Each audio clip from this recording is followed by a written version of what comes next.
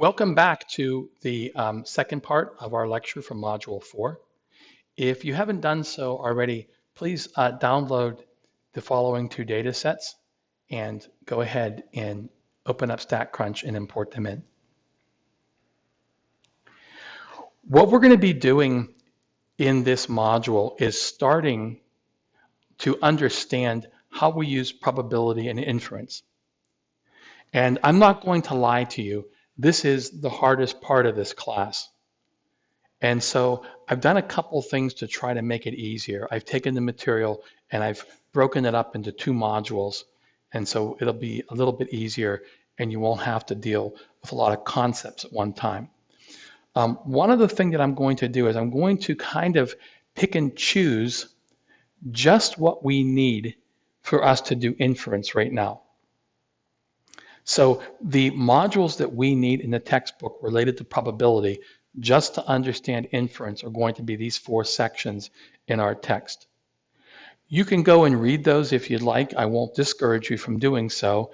I think if you can watch the PowerPoint and understand what's going on, you don't need to, but if you want clarification or read a little bit more, feel free. And what we're going to be able to do with that material is we're going to be able to look at two topics in inference where probability theory occurs. We're going to go and talk about hypothesis testing, which is what the book was alluding to way in the beginning where they're talking about statistical significance. And it turns out that 5% criterion that they gave, that comes from someplace. That's from probability theory, and we're going to understand what it means exactly. In the intro video to this module, I talked a little bit about measures of reliability, and we're also going to be able to use probability theory to compute those. So while we said statistics might be incorrect in any one particular study, we can say how reliable the methods we are using actually are. We know what percentage of times they're going to work. And after we finish inference, the very last module, we're going to come back and we're going to have fun, and we'll talk about other applications of probability theory. It's not just, restricted to inference. And we'll talk about things like, card games and stuff like that. So hopefully you'll enjoy that, and who knows, maybe it'll help you improve your poker or your blackjack game. The first thing I want to do is introduce this notion of what we call measures of relative standing. I want you to understand the standing part. And we're going to talk about what it means and how we're going to use it. So what I want to do is introduce this concept by way of an example. This happened in real life, a situation where we wanted to compare the performance of two people, but they were in different areas. And in this specific case, these two people were contestants at the 2008 Summer Olympics. These two women here, they were in the heptathlon. And the first woman, her name was Natalia Dobrinska. She was a long jumper. As you can see, she blew away her competition. And in fact, she set a world record. This other woman on the right, her name was Hialeah Fountain. And you can see that she totally killed the competition, 1.5 seconds faster than anyone else, and also set a world record. And now we have a problem. How do we compare those two performances? It turns out that these two people were pretty much the same in the other competitions, the other things they competed in. So how do we determine which is better based on just these two performances? Longer long jumps are better, shorter dash times are better, so we can't compare their performances directly. And these type of problems occur a great deal in real life, especially in business. And so what I want to do is I want to present three examples, two of which we're going to consider in detail, so you can see where these things actually pop up. Sometimes people call these apples to oranges comparisons, right? We want to decide between two possibilities, but we can't compare them directly. So here's one example that you might have when you're working in business. You're a manager and you have to lay somebody off. And there are two people, but they work in different departments. Notice this is very much like the Olympics example, right? Instead of overperforming, these people are underperforming. But again, since they don't do the same thing as far as their job descriptions, you can't compare their performance directly. So how do you determine who is worse and who's going to get laid off? Now, one that might be relevant to you that we're going to look at is, suppose you have two job offers. You're going to graduate, have all these companies come knocking at your door, and let's suppose you have one job offer from a company in Washington, D.C. for $60K, and you have another job offer from a place in Daytona Beach for $50K. And you might say, oh, this isn't an apples to oranges comparison. We're looking at money in both cases. That's true, but the locations are different. And we know that cost of living definitely plays a role. So again, we have to decide which job offer is better based purely on salary. Now, one that's kind of fun, I don't know that you can put too much stock in this. I don't take these things too seriously, usually. But people from different eras, right, different generations, they always tend to think that the players in the sport that they liked were the best, right? So suppose we want to compare athletes in a particular sport, but they were in two different eras. They never competed head to head. How would we do that?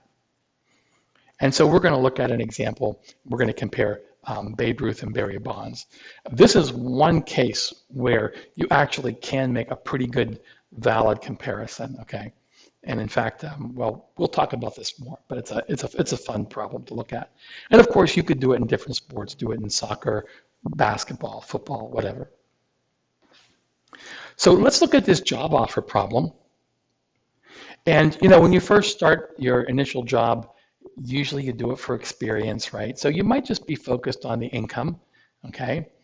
And so if we had to decide between the Washington, D.C. and the Daytona Beach job based purely only on income, who would we choose?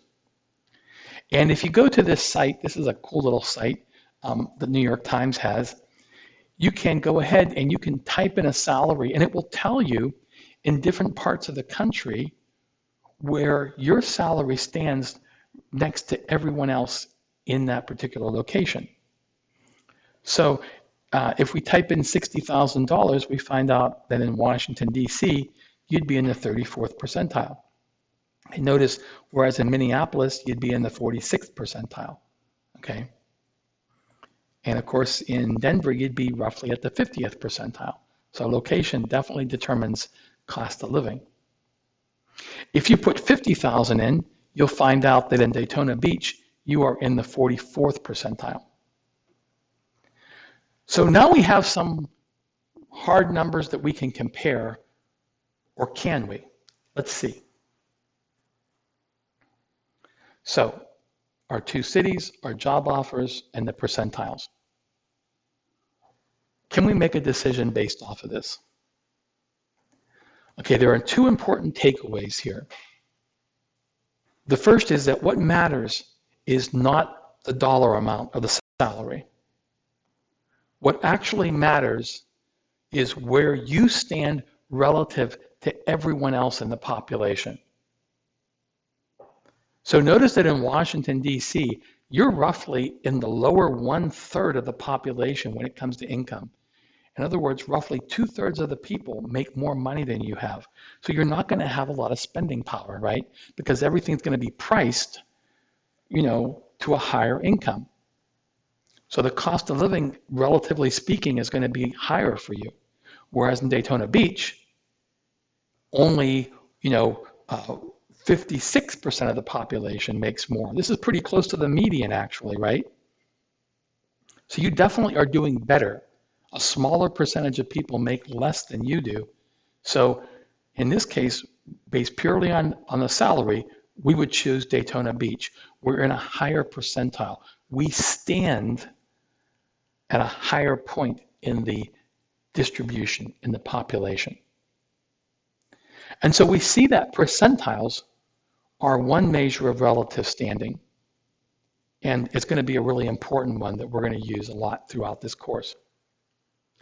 Now let's see how we would compute StatCrunch, how we would use StatCrunch to go ahead and compute a percentile if we had a data set. So I'm going to ask you to go ahead and go to that data set for the salaries of Major League Baseball players back in 1988. And I'm going to find the salary that corresponds to the 90th percentile. And by the way, why would you want to know that? Well, let's suppose, for example, you wanted to go back and make a counteroffer to the people in Washington, D.C. What would you say? You would say, well, people in Daytona Beach offered me a salary that's in the 44th percentile. If you can offer me a salary that's in the 44th percentile, I'll go ahead and accept it. And of course, that number would have to be greater than 60,000. Okay.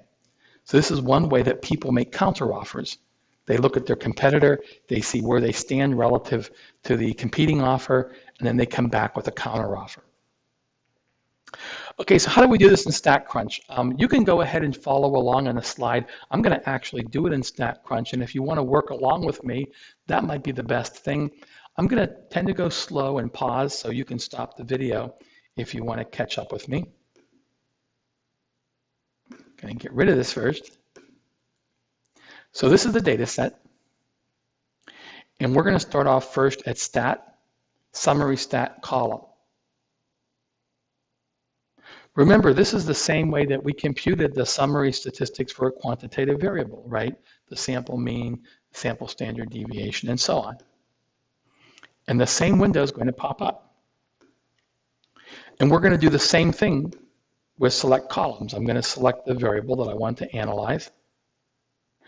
Notice by default, StatCrunch gives you all of this stuff, okay? It's highlighted. We have to do some of it. You can't not have any of it plot out, but I'm just going to have it plot out the sample size. What I want to do here is enter the percentile. And I'm going to enter it like a percentage, a whole number, 90 for 90%. Don't enter 0.9. You will get an answer, and it will be the wrong answer. And you go ahead and hit compute, just like before. And we can see that $1 million is the 90th percentile.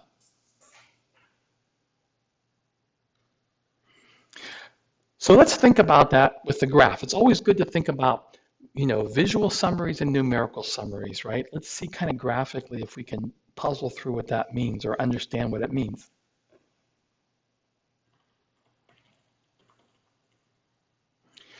This is the plot of that data set. I've made a histogram of the salaries. It's right skewed, so you see the mean is pulled out. This is the median. And this is the 90th percentile, $1 million. What does that mean? Well, that means that 90% of the baseball players back in 1988 made below $1 million. And 10% made more. Okay? And that's how we think about that. Now, there's another measure of relative standing that we're going to use a lot, especially when we do inference. And this is called a z-score.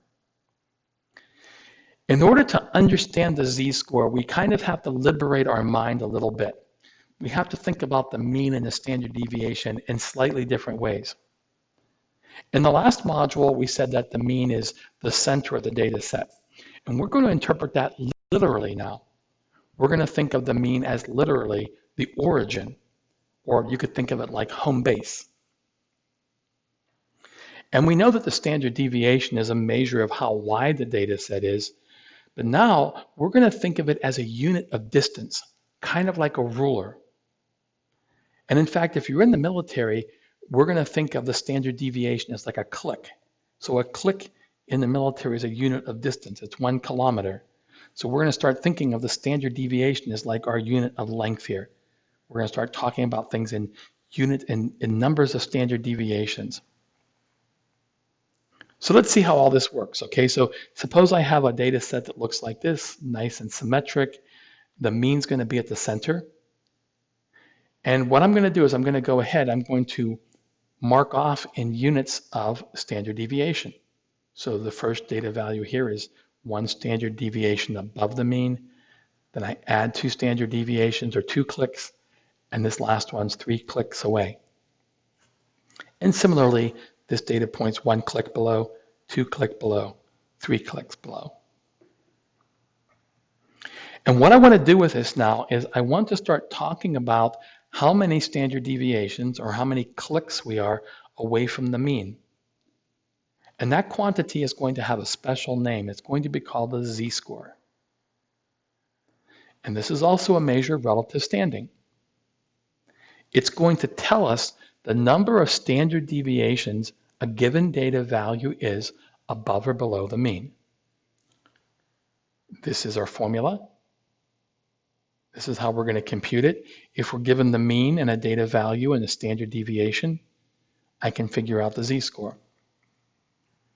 And so the z-score really tells us how many clicks we are above or below the mean. If we're 2 clicks above, the z-score will be positive 2. Okay? If I'm 3 clicks below, 3 standard deviations below, my z-score will be minus 3. And so this is kind of a nice, compact way of thinking about things. Okay. So let's work an example. Suppose we're looking at IQ. So IQ is known to have a mean of 100, standard deviation of 15. And I want to know what is the z-score, say, of 70. So what I'm going to do is use this formula. I'm going to subtract the mean from the data value and divide by the standard deviation. And so 70 minus 100 is minus 30, and divided by 15 will be minus 2. And you can see that from the picture here, right? This is 2 clicks or 2 standard deviations below the mean. What if I choose 100? What is its z-score? Well, it's 0, right? If you're at home base and someone asks you how many clicks do you need to get to home base, the answer is none. You're already there. So the mean is basically the origin of our coordinate system. It's 0 in a sense. Now, what if we want to go the other way? What if you tell me how many clicks you are from the mean, and I want to find your position exactly? So what we're going to do is we're going to start at home base, the mean, and then I'm going to add z clicks or subtract z clicks from the mean. So for example, if I had a z-score of positive 2, that's telling me to start at 100 and go 2 clicks above, which is going to be 2 times 15, or 30. And my data value here is 130. This has a z-score of 2. Similarly, if you ask what data value has a z-score of minus 3, I'm going to start at home base, and I'm going to go 3 clicks below the mean, which is minus 3 times 15, and I'm going to end up getting 55. So what I want to do now is do a reading quiz problem. You had one reading quiz problem already in the previous video. This is our second reading quiz problem, and I'd like you to read this. Oops, going the wrong way, and answer this. Basically, it's a problem about a marketing team at an internet music site, and they want to collect data about their customers. And so one of the variables, obviously, you'd be interested in knowing about your customers at a music shop is their age. And so if you click on this link right here, it will open up a Google Sheet with the ages of these 25 customers in the survey. And what I would like you to do is find the minimum and maximum age and compute the z-score. And so sometimes people use the word standardized.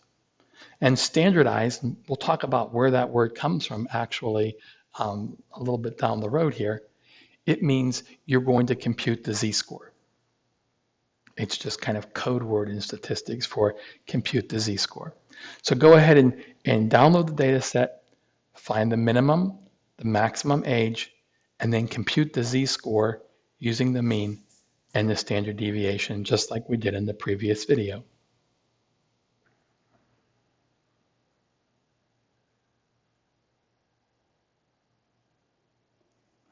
Okay, in this problem, we want to now go the other way. So notice that you could go from a data value to a z-score, or you could go from a z-score to a data value.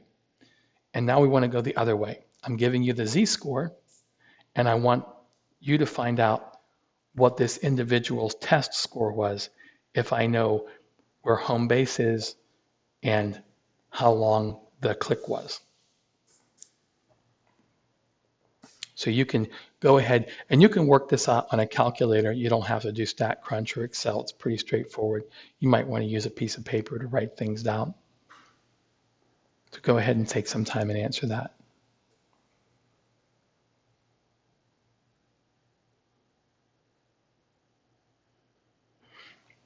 So how do we use z-scores? What is the point of all this, right? Notice that percentiles actually gave us information about where we stood in the population, told us the percentage above or below. But z-scores don't seem to do that. But they do in certain special cases. But they're cases that occur enough that it's worthwhile discussing. And it turns out that whether or not we can use a z-score to determine the percentile of a data value depends upon the distribution, okay, the shape of all those values that they take when you make a histogram. So, for example, if you have a symmetric mound-shaped distribution, in other words, if we go back and think about what we did in Module 3, this is a symmetric unimodal distribution. We're going to introduce something called the empirical law, and that's going to let us compute percentiles in certain cases. The nicer situation is where we have not only unimodal symmetric, but actually bell-shaped. And in this case, we call this a normal distribution. And we're going to see that we can use StatCrunch to compute percentiles for normal distributions. Okay. So let's talk a little bit about how we use this empirical rule to get probabilities using z-scores. So the empirical rule is sometimes called the 68, 95, 99.7% rule. And the reason why is we can use it when we have a symmetric unimodal distribution. And when we do, we can ask the question, okay, if we know where the mean is, and we step out in units of standard deviation, so S here is standing for the sample standard deviation, okay? And I ask the question, what percentage of the data values lie within one sample standard deviation of the mean? It turns out it's about 68%. What's going to differentiate the symmetric mound-shaped from the normal distribution is for the normal distribution, this won't be about, it'll be exactly. Now what if I go out 2 standard deviations? And I want to know what percentage of the values lie within 2 standard deviations of the mean. And we're going to see that that is 95%. So this is a mathematical fact. This is one of the results from probability theory that we're going to use. And finally, if we say, okay, we have data points that are 3 standard deviations from the mean, what percentage of our population or our data set lies between them? It turns out it's 99.7. And people generally say it's 100%. I mean, for all practical purposes, the vast majority, right, of the population can't get further than 3 standard deviations from the mean. And we're going to see that's a really important fact. So let's see how to use the empirical rule a little bit. And before we do, notice that these are basically the z-scores. So I could restate the empirical rule in terms of z-scores. The percentage of values that have z-scores between -1 and +1 is 68%. The percentage of values that have z-scores between -2 and +2 is 95%. And finally, the percentage that have z-scores between -3 and +3 is 99.7%. So here's an example. If you're shopping for a consumer good in a specific location, prices will tend to be mound-shaped very often. And suppose you're searching, say, in Daytona Beach for a new Honda Accord, you're going to find that the prices at various dealers are going to probably be kind of unimodal symmetric. Let's suppose in this case the mean is 29,500 and the standard deviation is about 3,500. So it looks kind of like that. Now I'm drawing it as a normal distribution, okay? But just think of this as this isn't in fact a symmetric unimodal, but I'm drawing it as a normal. But let's just assume it's symmetric unimodal. We don't have to assume anything more than that. Now, one good thing to do when you're drawing these things is to always plot the mean, which will be right in the center of the plot, and then step out 3 standard deviations on both sides of the mean and write down the data values. And even though this takes a little bit of time, you'll find that in the long run, it's going to save you a lot of time and effort and frustration. It will also help you catch your errors. And now I want to work some problems. I'm going to use the empirical rule now that we've defined this distribution well. So let's first ask the question, what is the likelihood that you randomly pick out a car in a listing and it's less than 29,500? Now this slide is important because I'm going to point out 4 key facts that you have to know. The first is that we're going to start thinking about probabilities as areas under the curve. So the probability that I get a value less than 29,500 is going to be the area under the curve below 29,500.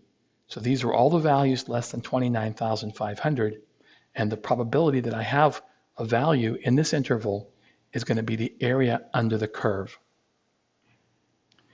The other thing that's really important is the area under the whole curve is 100%. So if this is 100%, the value that I'm interested in is in the median. Okay, so it's at the 50th percentile, right? So if this whole thing's 100% and these two halves are equal, then this area below 29,500 is going to be 50%, and that's the percentile.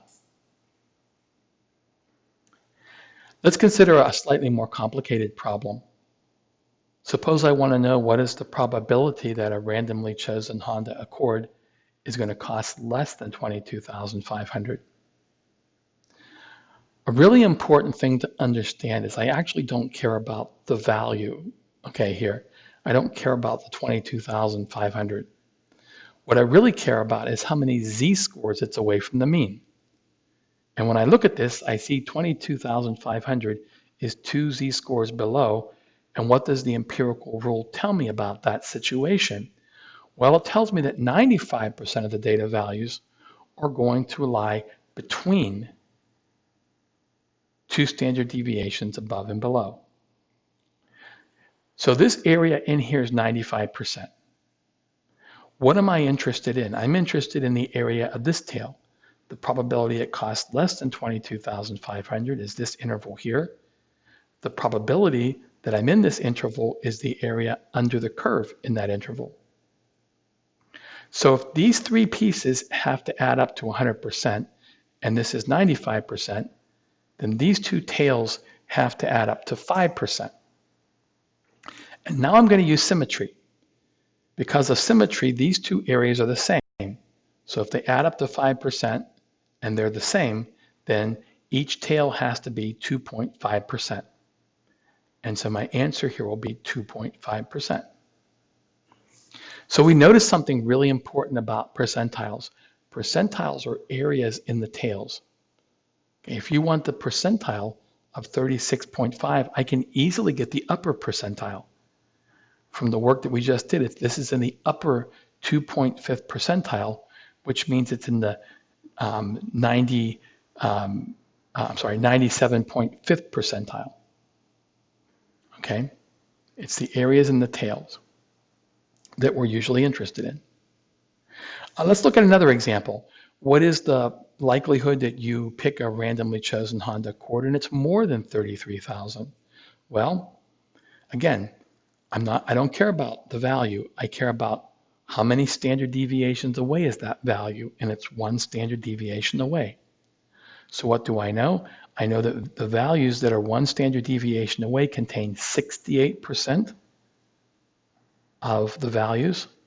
If everything adds up to 100%, these two tails together have to be 32%. The probability that I'm more than 33,000 is the area in the upper tail, right? Those are the values that are more than 33,000. And of course, I'm going to divide 32 by 2 using symmetry and get 16%. So my answer for C is 16%. Now this one is a little trickier. So I look at 19 and 33K and you're hoping, wow, that should be 19, not 19,000. I'll change that when you guys get your PowerPoint. I look at this and I say, man, I sure hope they're the same number of standard deviations away, but they're not, right? 19 is 3 standard deviations away. And what I'm going to do, rather than look at 3 standard deviations above and below, is I'm only going to look at the portion below. And I'm going to say that if 3 standard deviations above and below is 99.7, due to symmetry, this is 99.7 divided by 2, right? Which is going to be 49.85 when you do that in your calculator. And finally, I look at 33. 33 is 1 standard deviation above.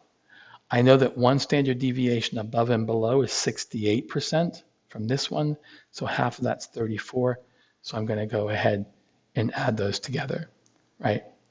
So I'm going to get 34 plus 49. Here, let's just do it out really quick here so we don't make an error. Oops.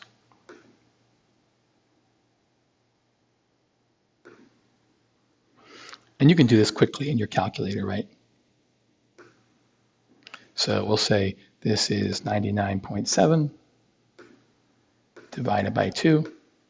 And so 49.85, like we said, and add this to 34. And so it's 83.85. That's our final answer. That's the area under the curve between 19K and 33K. Good.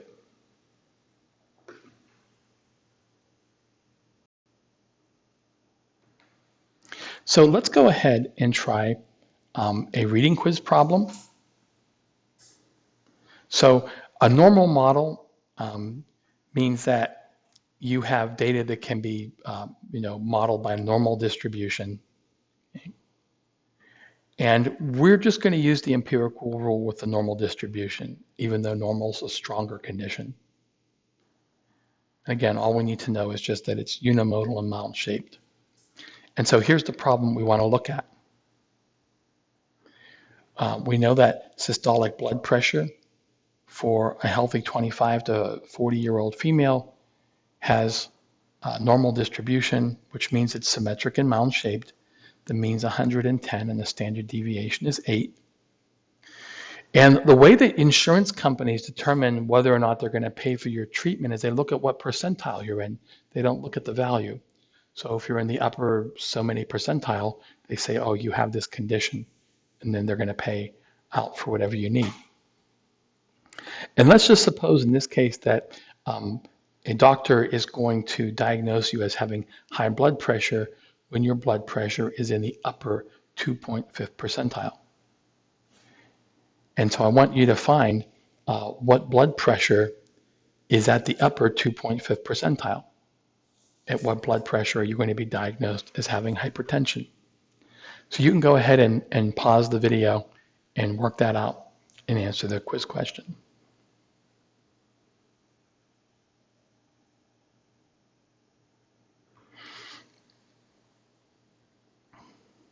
So now we want to consider what happens when we have a normal distribution. And the reason why is even though not everything's a normal distribution, a lot of things are not, we're going to see that when we do inference, the normal distribution becomes incredibly important. First of all, we have to introduce a little bit of notation, okay?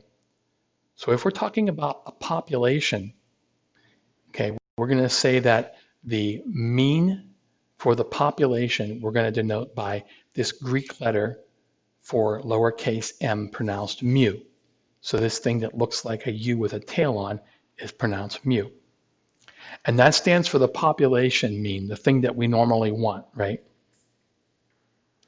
Sigma, which is what this sideways 6 looks like, okay, this is going to stand for the population standard deviation. And now I'm going to introduce a little bit of notation here, okay? And I know this is new, but we'll find this is really compact.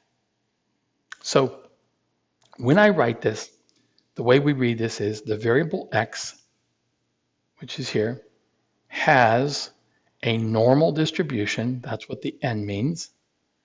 It has a mean of whatever value for mu is there, okay? And a standard deviation of, and then again, we're going to have a value for sigma, whatever that is. And so if we look at the picture, this is how it looks, okay? Mean is at the center, and I'm still thinking of the standard deviation as like these clicks, right?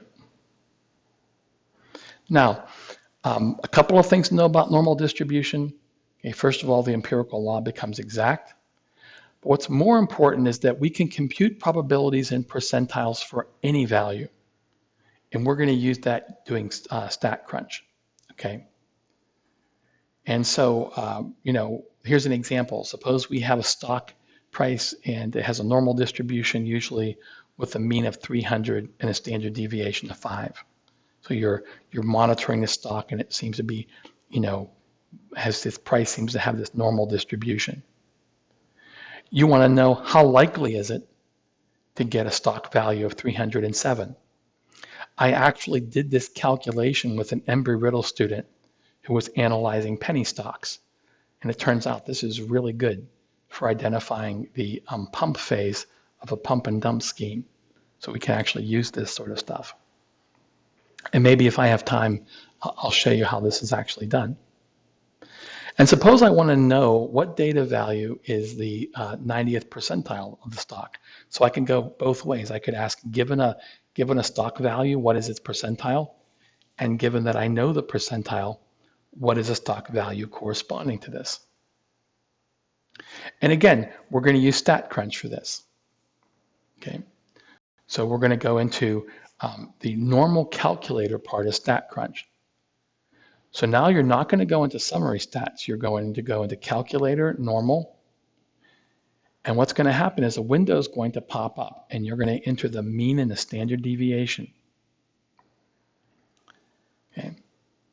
Notice that the default is 0 and 1, and that's because it's a standard normal, which we'll talk about in a second. And it'll go ahead and it will give us our answer. So let's go back to the stock problem. Okay. Suppose we had, for example, a stock, and here we know the mean is 300 and the standard deviation is 5. And I want to know what percentile is 307 in. Let's go ahead and do that in StatCrunch. Oops. And so here's what we're going to do. We want to go from a data value to a percentile or a probability. Okay? The how likely is telling you that you're asking for a percentile.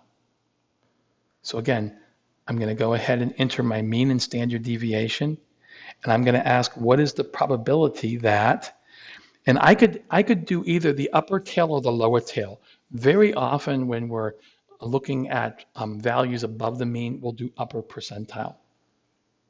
But let me go ahead and show you how this is done in StatCrunch.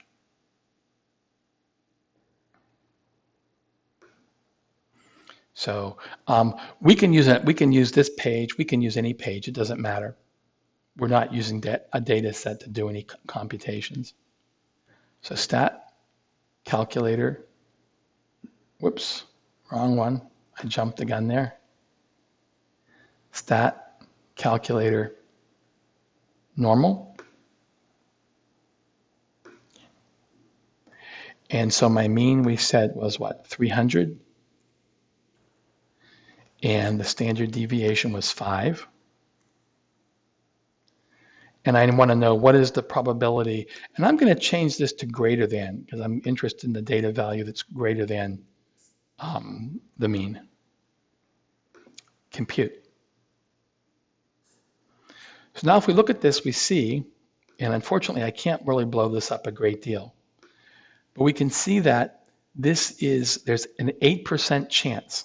Okay, this is a probability given in decimal form. So if we put this in terms of percentage, I'm going to move it over 2 decimal places. So there's an 8% chance the stock could go greater than 307. And this is how people detect pump and dump phases in penny stocks. Penny stocks oscillate around a very low set value. And what you do is you monitor it. And when the price gets so high that it's in a really unlikely percentile, right? Like if I did 315, okay, we already know what the answer is using the empirical rule. Notice that there's only a 0.1% chance roughly. I'm going to say, you know what? I'm in a pump phase. I'm going to buy. Okay. So people use this a lot. But this is how we compute probabilities as percentiles using StatCrunch. Now, what if I want to go the other way? Okay. Here.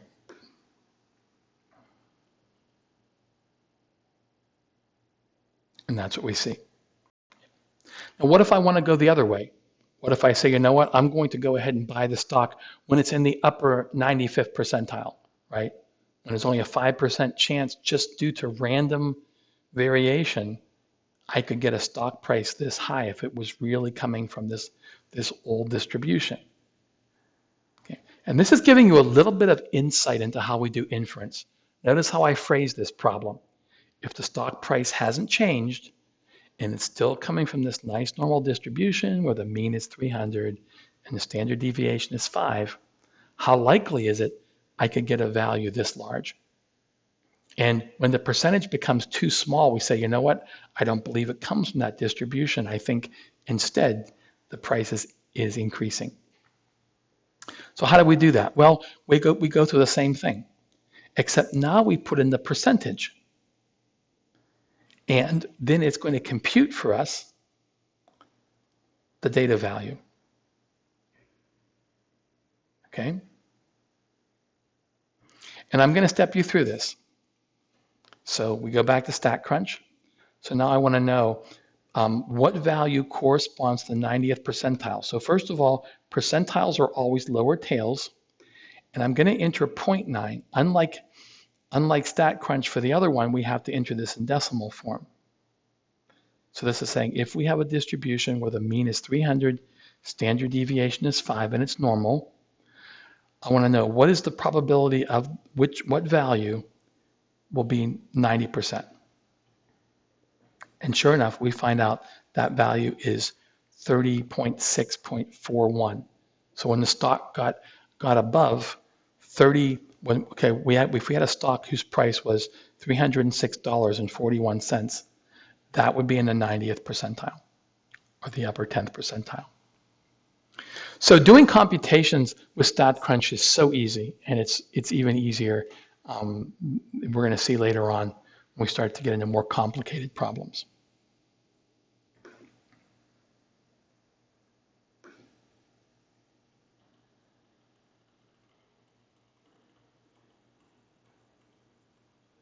Okay. So what I want you to do is I want you to answer the last reading quiz problem.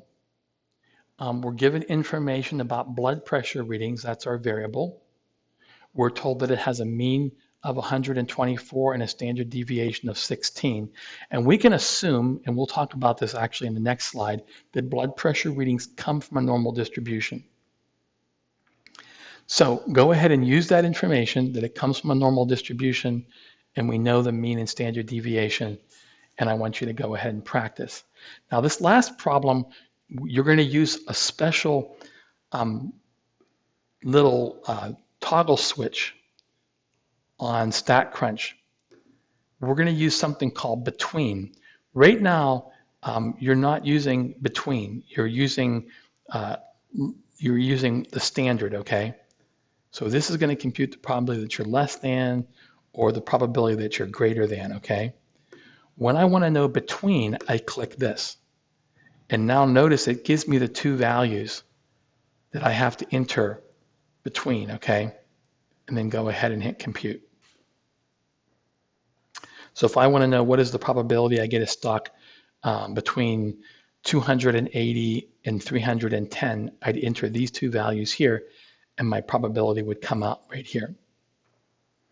So go ahead and pause the video, work on those two, and go ahead and answer that portion of the quiz.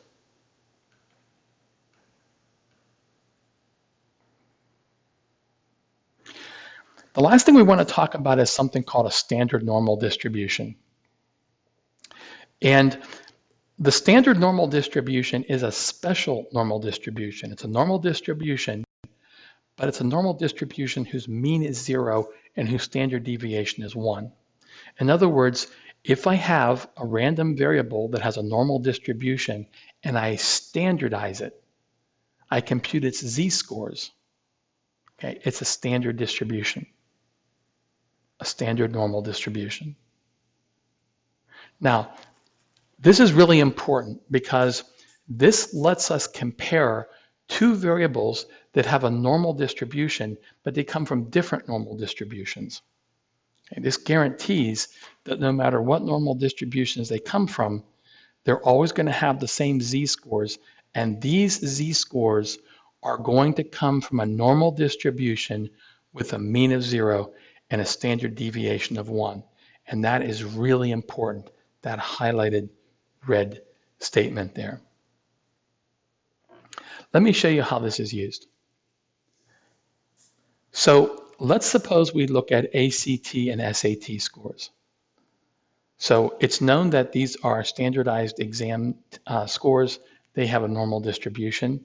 And let's suppose we have two people who are applying to the same college, Jack and Jill. Okay. Maybe the same Jack and Jill from our assassin example, okay? Now they're competing to get into college. And Jack takes the SAT and gets a 650. Jill takes the ACT, she gets a 22. This is an apples to oranges problem, right? I can't compare the scores directly. I mean, you know, a monkey could take the SAT, right, and score higher than 22. A person just randomly hitting in answers. So these two are not comparable. But we have to make a decision. Suppose they're equal in everything else, and we're not going to consider gender, okay? And they only differ in their test scores. Who are we going to admit? And this is where the standard normal distribution really shines. So if I look at the SAT scores, this is where Jack's scores are.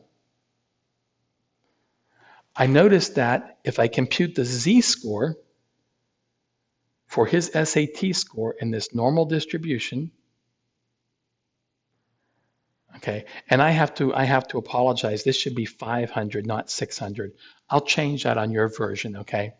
So 650 minus 500 is 150 divided by 100 is 1.5. I'm going to plot that right there. So if I compute the z-scores for the SAT distribution here, these z-scores have a standard normal distribution. And Jack's z-score would be here. Now let's do the same with Jill. So this is what the ACT scores look like, right? They have a normal distribution. The mean is 18 here, and the standard deviation is 6. And this is Jill's score of 22. And if I compute the z-score here, right, so she's going to have what? 4 over 6, which is going to be 2/3 or 0.66. And so there's Jill's score. If I go ahead and I compute the z-scores for the ACT distribution here, they're going to have a standard normal distribution. And this is where Jill's score would be. Now I can compare them to. I put them in the same distribution. Okay? And this is where standard comes from. So standard means something similar to like, remember when we had a good economy, right? When we actually had a decent economy, we had what's called the gold standard. What did that mean?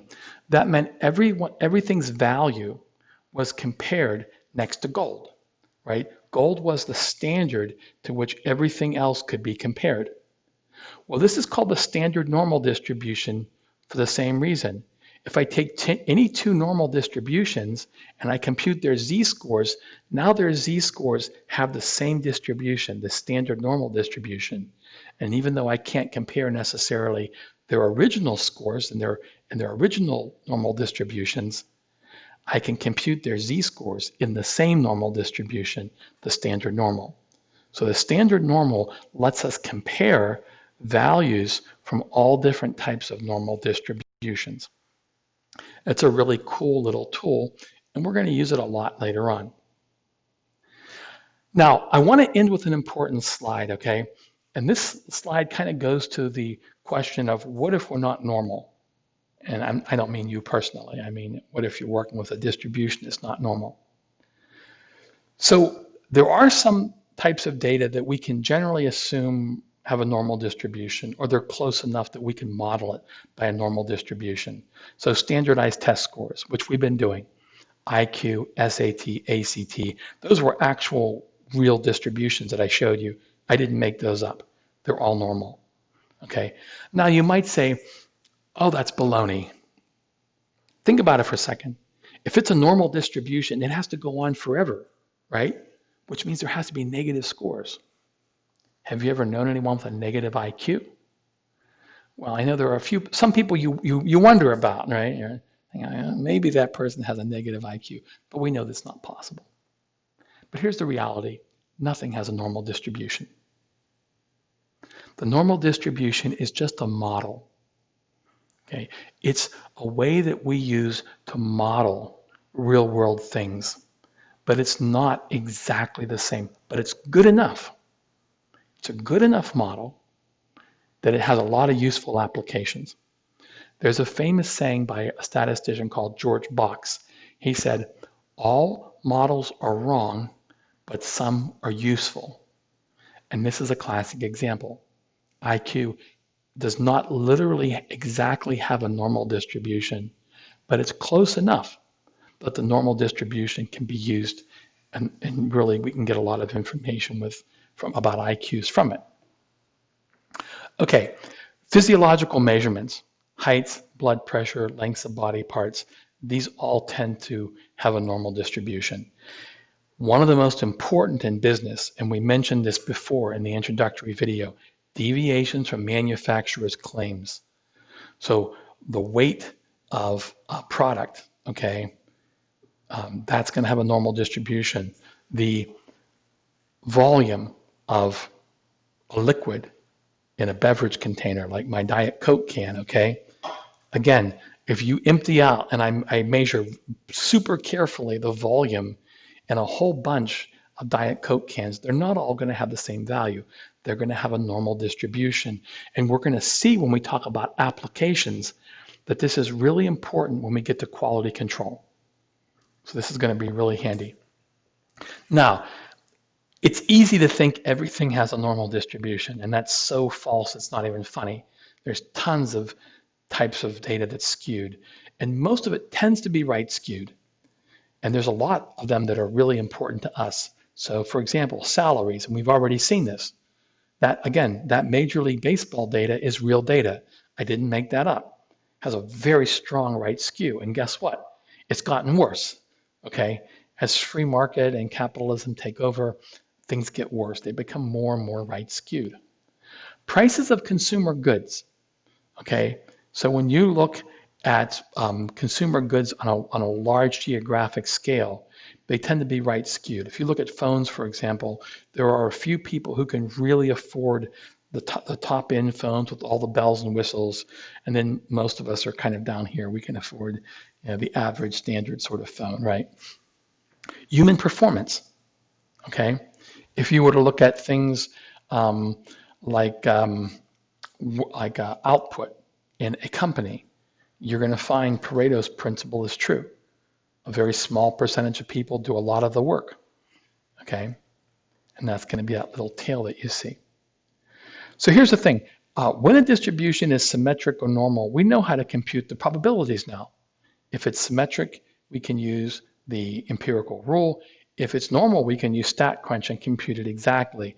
But what if our data is skewed? Okay. And so I'm going to leave this for you to read, and this is in the book also, but there's something called Chebyshev's theorem. And I'm not going to go into it because I don't want to make this too long and I don't want to overload you at this point. But it applies to skewed data, and I'll let you read through that. And if you have any questions, feel free to ask. I'm not going to test you on it. It won't be in the homework. But it's kind of fun to know that there is a way of looking at this. You could think of the Chebyshev's theorem, if you want to, as the empirical rule for skewed data. Roughly speaking, it's a little bit like that. Okay. And so I'll let you go ahead and peruse that. In the next video, we're going to talk about how we apply this knowledge that we've learned about percentiles to some real-world applications.